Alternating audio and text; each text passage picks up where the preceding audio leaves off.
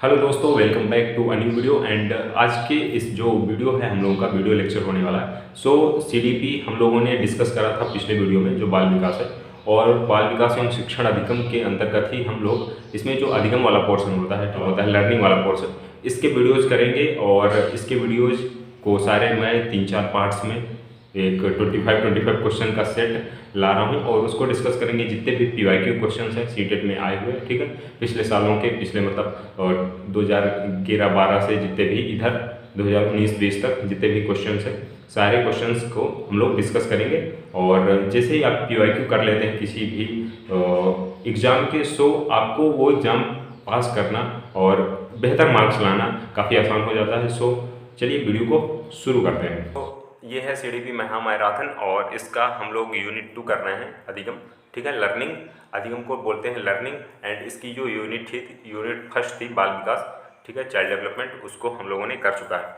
और अगर आप वो वीडियो नहीं देखे तो अभी जाकर के उनको देख सकते हैं, प्लेलिस्ट में पड़ा हुआ है, ठीक है, और आपको मिल जाएंगे। सो यहाँ पर डिस्कस करना शुरू करते हैं। सबसे पहला प्रश्न है, पियाजे के अनुसार निम्नलिखित में से कौन सी अवस्था में बच्चा अमूर्त संकल्पनाओं के विषय में तार्किक चिंतन करना आरंभ करता है, ठीक है। अकॉर्डिंग टू पियाजे, at which of the following stage does a child begin to think logically about abstract proposition. Abstract proposition basically ऐसी आइडियाज होती हैं, मतलब जैसे ना लव, ठीक है, अफेक्शन और हेट, ऐसे, या मतलब ये जो चीज़ें अब्स्ट्रैक्ट आइडियाज़ होते हैं, सो मतलब जो थिंकिंग के लेवल पे होते हैं, माइंड के लेवल पे होते हैं, उनको अब्स्ट्रैक्ट आइडिया बोलते हैं, ठीक है। सो ये होते हैं, ये कौन सी एज होती है? औपचारिक संक्रियात्मक अवस्था, formal operational stage 11 year and above, ठीक है। जैसे बच्चा 11 साल के बाद का होता है तो उसके बाद उसका ये जो पोर्शन है, ये थिंकिंग लेवल, ये इंक्रीज होने लगता है, ठीक है। इसके पहले वो नॉर्मल रहता है, खाता पीता है, मस्त रहता है, खेलता कूदता है, ठीक है। इसके बाद अगला प्रश्न है आपका, निम्नलिखित में से कौन सी अधिगम की एक विशेषता नहीं है? So which of the following is not a feature of learning? So learning can be observe directly, ये एक फीचर नहीं है। मतलब अगर कोई लर्न कर रहा है, if I am learning, if you are learning, so nobody can observe it directly. ऐसे मेजरमेंट नहीं लगा, कोई तराजू नहीं लगा कि ये 1 किलो हो गया लर्निंग, इसका इसका 500 ग्राम हो गया, ठीक है, 1 लीटर हो गया, 2 litre. So you can't observe it directly, इसका प्रत्यक्ष अवलोकन नहीं कर सकते आप, ठीक है। सो बाकी और ये यही चीज़ है लर्निंग के बारे में, ठीक है। अगला प्रश्न है आपका, सीखने की तत्परता की ओर संकेत करती है। Readiness for learning refers to, so किसकी ओर संकेत करती है? सो सीखने के साध्यात्मक में शिक्षार्थियों का वर्तमान संज्ञानात्मक स्तर, सो इसको इंग्लिश में पढ़ते हैं, वो ज़्यादा कंफर्टेबल है। Present cognitive level of students in the learning continuum, ठीक है। सो आपका अगला प्रश्न है और ये काफ़ी बड़ा प्रश्न है, ठीक है। प्रश्न है आपका, एक शिक्षिका अपनी कक्षा में कहती है, सभी प्रकार के प्रदत्त कार्यों असाइनमेंट का निर्माण इस प्रकार किया गया है कि प्रत्येक विद्यार्थी अधिक प्रभावशाली ढंग से सीख सके, अतः सभी विद्यार्थी बिना किसी अन्य की सहायता से अपना कार्य पूर्ण करेंगे, ठीक है। वह कोहलबर्ग के किस नैतिक विकास के चरण की ओर संकेत दे रही है? बेसिकली हमको पूछा जा रहा है कि आपको कोहलबर्ग का जो सिद्धांत है, नैतिक विकास का सिद्धांत, वो आता है कि नहीं आता, ठीक है। सो यहाँ पर आपको कोहलबर्ग पढ़ा होना चाहिए। और जो हमारे सिलेबस में है सीटेट के, वो है Vygotsky, Kohlberg and one more, पियाजे, ठीक है। सो वाइगोत्स्की, कोहलबर्ग एंड पियाजे, ठीक है, 3 लोग हैं। सो इसका ऑप्शन 1 ही सही रहेगा, पहले वाला ऑप्शन। औपचारिक चरण 4, जो चौथा है कानून और व्यवस्था, ठीक है, law and order. So class में लॉ एंड ऑर्डर मेंटेन करने के लिए, जैसे जैसे लॉ एंड ऑर्डर होता है ना सोसाइटी में, मेंटेन करने के लिए ये पढ़ाया जाता है, ठीक है, जो सिविल सर्वेंट होते हैं।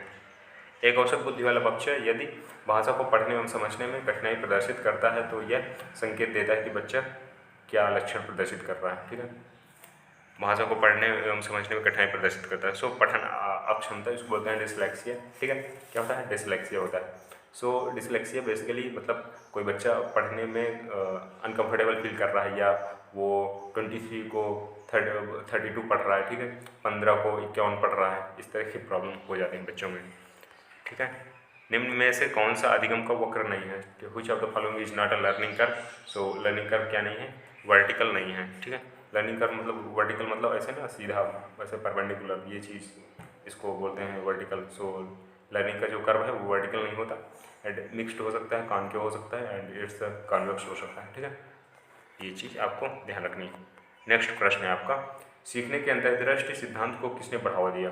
सो गेस्टाल्ट सिद्धांतवादी, ठीक है। The insight theory of the learning is promoted by, ठीक है, promoted by gestalt theorist.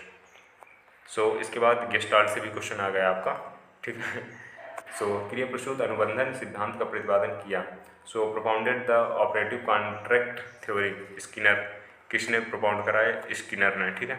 Albert Bandura, ये काफ़ी फेमस नाम है, आपको ध्यान रखना चाहिए, ठीक है। अल्बर्ट बंडूरा के सामाजिक अधिगम सिद्धांत के अनुसार निम्न में से कौन सा सही है? बच्चों के सीखने के लिए प्रतिरूपण मॉडलिंग एक मुख्य तरीका, ठीक है। मॉडल ऐसे जब हम छोटी क्लास में थे, सो आपको भी याद होगा कि मॉडल बनाया करते थे, ठीक है, कि साइंस का मॉडल है, ये सोशल साइंस का मॉडल है, ठीक है, प्रोजेक्ट। सो वो चीज़ modelling is a principal way for children to learn, ठीक है। उससे काफ़ी चीज़ें बच्चा लर्न कर जाता है, जैसे उसका मॉडल बनाया जाता है, ठीक है, कि आपको कैसे जो ग्रीन हाउस गैस है वो कैसे काम करती है, ठीक है, ये सारी चीज़ें। और जो इलेक्ट्रिक चैप्टर होता है, इलेक्ट्रिसिटी वाला और मैग्नेट वाला, इसके तो अच्छे मॉडल बन जाते हैं। सो अगला प्रश्न है आपका क्वेश्चन नंबर 10, एंड जीन पियाजे अपने संज्ञानात्मक विकास के सिद्धांत में संज्ञानात्मक संरचनाओं को किस रूप में वर्णित करते हैं? सो इसको हम लोग इंग्लिश में देख लेते हैं। In his theory of cognitive development Jean पियाजे explains cognitive structure in terms of, किस के टर्म में? सो इसको बोलते हैं schema. So schema is basically the, मतलब वो चीज़ होती है कि आपको किस चीज़ की इमेज बन जाए, ठीक है। जिससे आप पढ़ते हैं तो आपके माइंड में ऐसे इमेज बन जाए कि हाँ वो ऐसा है, ठीक है, कोई चीज़। सो इसको बोलते हैं स्कीमा। सो ठीक है, अगला प्रश्न है आपका, इसको इंग्लिश में करते हैं थोड़ा। A young child responds to a new situation on the basis of the response made by him her in a similar situation as in the past. This is related to, so ये related है law of effect of learning, ठीक है। एक बच्चा अतीत की समान परिस्थिति में की गई अनुक्रियाओं के आधार पर नई स्थिति के प्रति अनुक्रिया करता है। ये किससे संबंधित है? सीखने का प्रभाव नियम, ठीक है। इसको क्या बोलेंगे? सीखने का प्रभाव नियम से संबंधित है। ये ऑप्शन आपका सही है। प्रश्न नंबर 12 है आपका, जब पूर्व का अधिगम नई स्थितियों के सीखने का बिल्कुल प्रभावित नहीं करता तो यह क्या कहलाता है? सो ये कहलाता है क्या? अधिगम का शून्य स्थानांतरण, zero transfer of learning, zero transfer of learning, ठीक है। मतलब कि पूर्व की नॉलेज आपको काम नहीं कर पा रही है, प्रीवियस नॉलेज। एक परिस्थिति में अर्जित ज्ञान का दूसरी परिस्थिति में उपयोग क्या कहलाता है? सो ट्रांसफर ऑफ लर्निंग, ठीक है। और जो इसके ऊपर वाला क्वेश्चन था इसके अपोजिट लग रहा है। सो अगला प्रश्न है आपका, अधिगम निर्योग्यता वाले बच्चों की प्रगति का निरीक्षण करने के लिए निम्नलिखित में से कौन सी पद्धति सबसे उपयुक्त है? ठीक है। So most appropriate method of monitor the progress of children with learning disabilities. So अगर बच्चों में लर्निंग डिसेबिलिटी है तो क्या करेंगे हम लोग? इसको स्ट्रक्चर बिहेवियरल ऑब्जर्वेशन करेंगे हम, संरचित व्यवहारपरक अवलोकन, ठीक है।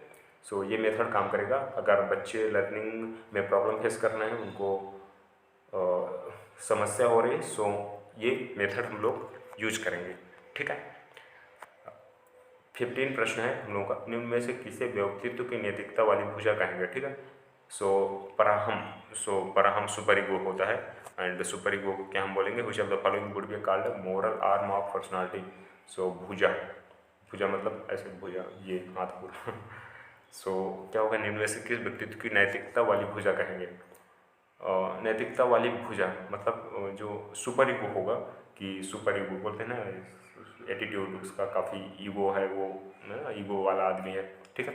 सो जो सुपर ईगो होगा इसको बोलेंगे मोरल आर्म ऑफ पर्सनालिटी, ठीक है। प्रश्न नंबर 16 है आपका, निम्नलिखित कथनों में से कौन सा वाइगोत्स्की के द्वारा प्रस्तावित विकास तथा अधिगम के बीच संबंध का सर्वश्रेष्ठ रूप में सार प्रस्तुत करता है? ठीक है। सो इसका आंसर आपका रहेगा विकास प्रक्रिया अधिगम प्रक्रिया से पीछे रह जाती है, ठीक है। Development process lags behind the learning process. So जब लर्निंग होती है तो लर्निंग ज़्यादा डेवलपमेंट कर जाती है, एंड जो ग्रोथ है, फिजिकल ग्रोथ है बोल सकते हैं, सो वो स्लो मोशन में होती है, ठीक है। ये चीज़ है, ठीक है। अगला प्रश्न है आपका, सीखने से संबद्ध प्रतिक्रिया सिद्धांत में पावलोव ने प्रयोग किया। So in the feedback theory related to learning Pavlov ने क्या प्रयोग किया है, मतलब किस पर प्रयोग किया है, सो कुत्ते पर। एंड वो एक इमेज आती है, वो इमेज आपको यहाँ पर स्क्रीन में दिख रही होगी। सो वो काफ़ी मतलब समझ में आती है चीज़ें कि ठीक है, जैसे वो बेल बजती है या घंटी बजती है, सो उसके कुत्ते के मुंह पे लार आने लगती है। सो ठीक है, ये चीज़ थी। राष्ट्रीय पाठ्यचर्या रूपरेखा जो NCF है, national curriculum framework 2005, learning is and ये क्या है, एक्टिव एंड सोशल कैरेक्टर है। ठीक है, ठीक है, लर्निंग क्या है, एक्टिव एंड सक्रिय सामाजिक। अगला प्रश्न है, वाइगोत्स्की के अनुसार जब एक वयस्क बच्चे के निष्पादन के वर्तमान स्तर को सहयोग द्वारा विस्तारित करता है तो इसे क्या कहते हैं? इसे कहते हैं स्कैफोल्डिंग। जय भगवान जी, घंटी बज रही है। ठीक है, पाढ़ ढांचा, स्कैफोल्डिंग इसको क्या बोलते हैं, पाढ़ ढांचा। ठीक है, सो इसको बोलते हैं पाढ़ ढांचा। ठीक है, स्कैफोल्डिंग। अगला प्रश्न है आपका, कोहलबर्ग के अनुसार सही और गलत के प्रश्न के बारे में निर्णय लेने में शामिल चिंतन प्रक्रिया को क्या कहा जाता है? सो इसको बोलते हैं मोरल रीजनिंग, नैतिक तर्कड़ा। ठीक है, according to Kohlberg the thinking process involve in judgements about questions of right और wrong is called moral reasoning. ठीक है, सो क्वेश्चन जैसे ना ट्रू फॉल्स आते हैं या राइट रॉन्ग, ठीक है, कौन सा राइट है, इसको बोलते हैं मोरल रीजनिंग। ठीक है, मोरल रीजनिंग के अंतर्गत आती हैं ये चीज़ें।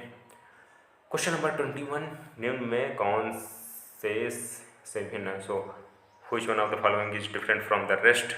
सो कौन सा डिफरेंट है? अधिगम के लिए अधिगम का सिद्धांत पहला ऑप्शन, समान अवयवों का सिद्धांत दूसरा ऑप्शन, एंड ड्राइव रिडक्शन सिद्धांत। ठीक है, ठीक है, सामान्यीकरण का सिद्धांत, प्रिंसिपल ऑफ जनरलाइजेशन। सो जो ड्राइव रिडक्शन प्रिंसिपल है ये क्या है, ये आपका डिफरेंट है इसमें से। ठीक है, ये आपको नोट कर लेना है। सीखी हुई बात को पुनः स्मरण रखने या पुनः स्मरण करने की असफलता असफलता को कहते हैं। सो इसको बोलते हैं फॉरगेटफुलनेस, विस्मृति। तो अगर आप मतलब जैसे कोई चीज़ सीखी आपने, उसको आप भूल गए, ठीक है, और इससे मतलब ह्यूमन का जो ब्रेन है वो ऐसा ही है, एंड आपको रिपीटिशन करना पड़ेगा याद करने के लिए। सो आप जनरली कोई भी भूल ही जाता है, ऐसा जो ना भगवान ने मेंटेनेंस बना रखा है कि आदमी ज़्यादा स्टोर ना करे, भूलता जाए चीज़ों को। सो इसको बोलते हैं फॉरगेटफुलनेस। ठीक है, विस्मृति। एंड अगला प्रश्न है आपका, निम्न में से कौन सा अधिगम में पठार का कारण नहीं है? पठार, ठीक है, plateau of learning, not a cause of plateau of learning. So non cooperation of the school, अगर विद्यालय का सहयोग नहीं मिल रहा है सो ये पठार का एक कारण नहीं है।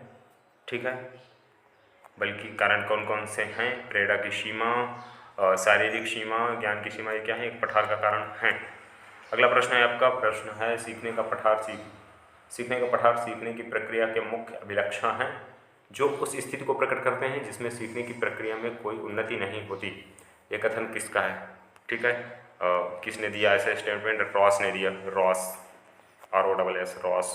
ठीक है, it's a boss, Ross. Rhyming आ गई, राइमिंग।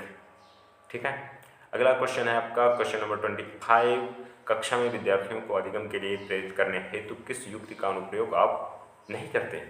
सो कौन सी ऐसी जो स्ट्रेटजी है उसका यूज़ नहीं करते? उनकी अत्यधिक प्रशंसा करना, उसका प्रयोग नहीं करते हैं।